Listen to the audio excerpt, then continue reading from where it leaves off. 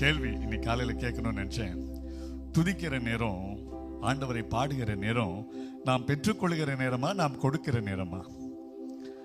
நாம கொடுக்கிற நேரம். இன்னைக்கு நிறைய நேரத்தில் அதை மாற்றி தலைகீழாக மாற்றிருக்காங்க. ஏதோ பெற்றுக்கொள்கிற நேரம் என்பது போல ஆண்டவர் நம் வாழ்நாள் முழுவதும் நம்ம கொடுத்து கொண்டே இருக்கிறார். நாம் பெற்றுக்கொண்டே தான் இருக்கிறோம். நினைவு தெரிந்த நாள்ல இருந்து நம்ம யோசிச்சு பார்த்தோம்னா, திரும்பி பார்த்தோம்னா, ஆண்டவர் செய்த நன்மைகள் ஏராளம் ஏராளம்.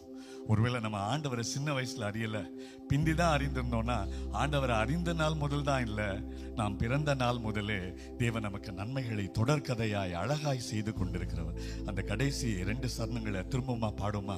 அவர் இப்படிதான் நம்மை நடத்தி கொண்டிருக்கிறார்.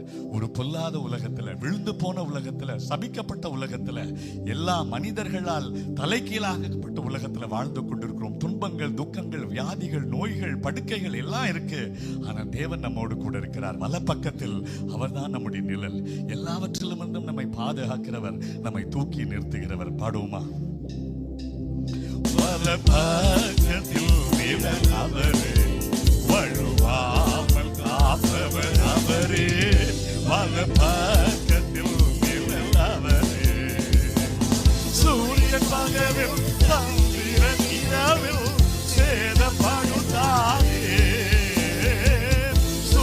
பகலில் சந்திரன் இரவில் சேதப்படுத்தாதே.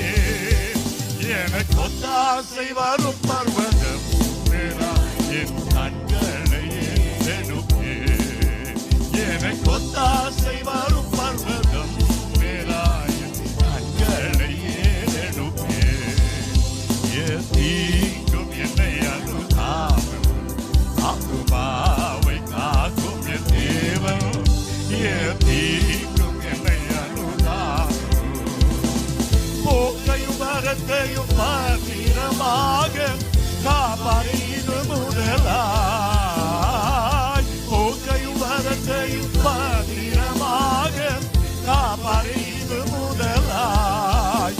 எனக்கு ஒத்தாசை வரும் பர்வதம் கண்களை எடுப்பே. எனக்கு ஒத்தாசை வரும் பர்வதம்